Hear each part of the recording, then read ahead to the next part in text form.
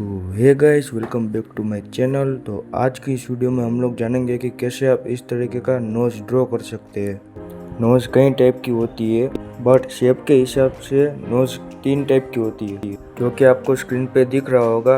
और आज इसमें से हम सिर्फ फ्रंट नोज के बारे में बात करेंगे। तो इसे ड्रॉ करने के लिए हमें पहले नोज के स्ट्रक्चर को समझना पड़ेगा। तो हमारा जो नोज है वो 3 सर्कल्स और 2 लाइन्स की मदद से डिवाइडेड होता है। स्क्रीन पर जो लाइंस और सर्कल्स को जिस तरह से अरेंज किया गया है वही नोज का स्ट्रक्चर है।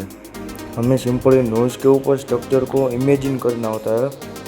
आप चाहे तो रेफरेंस फोटोग्राफ के ऊपर स्ट्रक्चर को एडिट कर सकते थे। तो अब मैं नोज को ड्रॉ करने के लिए उसका स्ट्रक्चर ड्रॉ कर रहा हूँ, और इस स्ट्रक्चर की मदद से मैं आउटलाइन ड्रॉ करूँगा।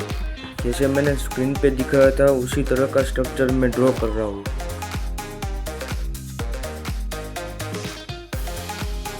जिस तरह से मैं कर रहा हूँ उसी तरह से सर्कल के नीचे के भाग को हमें ज्वाइंट करना है। फिर साइड वाले सर्कल की बॉर्डर पे से लाइन को ऊपर की तरफ बढ़ाना है। यहाँ पे मैं रेफरेंस फोटोग्राफ के बिना ही ड्रॉ कर रहा हूँ, आप कोई भी रेफरेंस फोटोग्राफ ले सकते हैं। अब जो एक्स्ट्रा लाइन्स है जो स्ट्रक्चर के लिए हमने ड्रॉ की थी वो मिटा रहा हूँ मैं।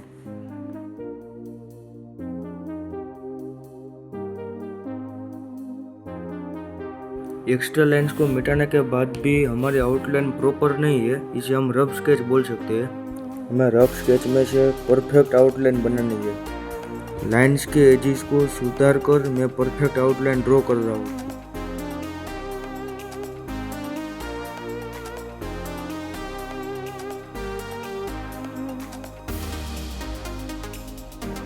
तो अब मैं शेडिंग की शुरुआत कर रहा हूँ। तो हमें शेडिंग का फ्लो लाइट टू डार्क ही रखना है। तो सबसे पहले मैं HB पेंसिल से शेडिंग स्टार्ट कर रहा हूँ। मैं बिना रेफरेंस फोटोग्राफ के ड्रॉ कर रहा हूँ, इसलिए यूजुअली जहाँ पे नोज में डार्क शेडिंग होती है वहाँ मैं डार्क कर रहा हूँ। बट आपको रेफरेंस फोटोग्राफ के अकॉर्डिंग ही लाइट टू डार्क शेडिंग करनी है, और हल्के हाथ से करनी है। प्रेशर का अप्लाई नहीं करना है। प्रेशर देके शेडिंग करने से पैचेस आ सकते हैं और शेडिंग स्मूथ नहीं होगी। तो स्मूथ शेडिंग के लिए आपको हल्के हाथ से ही शेडिंग करनी होगी।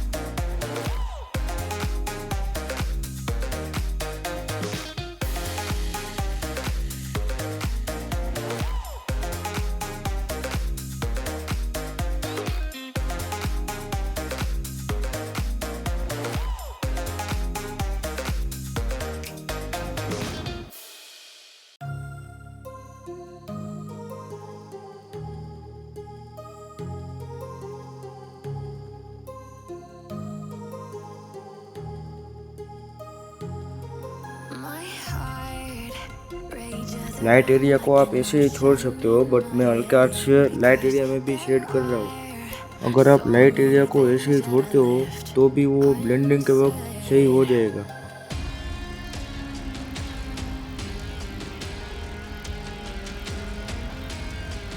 अब मैं ब्रश का यूज़ करके ब्लेंडिंग कर रहा हूँ। आप दूसरे कोई भी ब्लेंडिंग टूल का यूज़ कर सकते हो।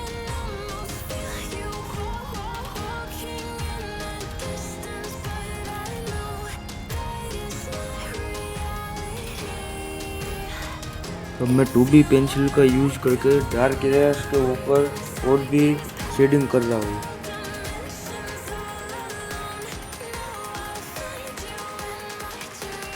जहाँ पे मैं इस वक्त डार्क कर रहा हूँ वहाँ पे नोज का सबसे डार्क एरिया होता है। नोज के जो छेद है वो हमेशा डार्क ही दिखेंगे फोटो में। नोज की शेडिंग करते वक्त हमें 2B से ज़्यादा डार्क पेंसिल का यूज नहीं करना।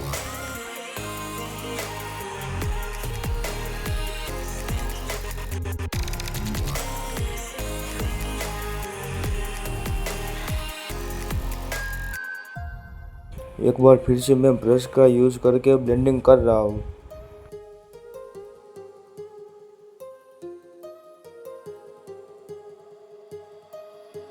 ब्लेंडिंग के बाद मैं इरेजर का यूज़ करके हाईलाइट्स दे रहा हूँ। नोज का जो सबसे ज़्यादा उठा हुआ पार्ट होता है वहाँ पे हाईलाइट्स ज़्यादा होते हैं।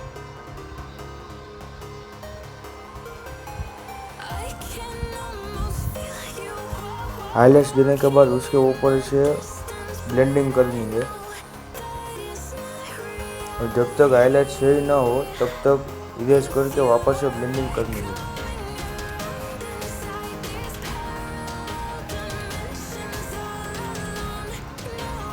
अब वापस से मैं HB पेंसिल का यूज़ करके फाइनल टचिंग कर रहा हूँ। जहाँ पे सबसे ज़्यादा डार्क होता है वहाँ पे और भी डार्क कर रहा हूँ। इसी तरह से लेयर वाइज शेडिंग करते रहना है जब तक ड्राइंग अच्छी नहीं होती।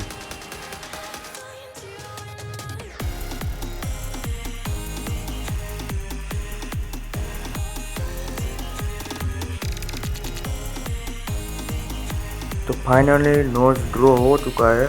उम्मीद करता हूँ आपको वीडियो पसंद आई होगी। अगर वीडियो पसंद आई तो लाइक शेयर एंड सब्सक्राइब जरूर से कर देना। मिलते हैं नेक्स्ट वीडियो में। जय हिंद, जय भारत।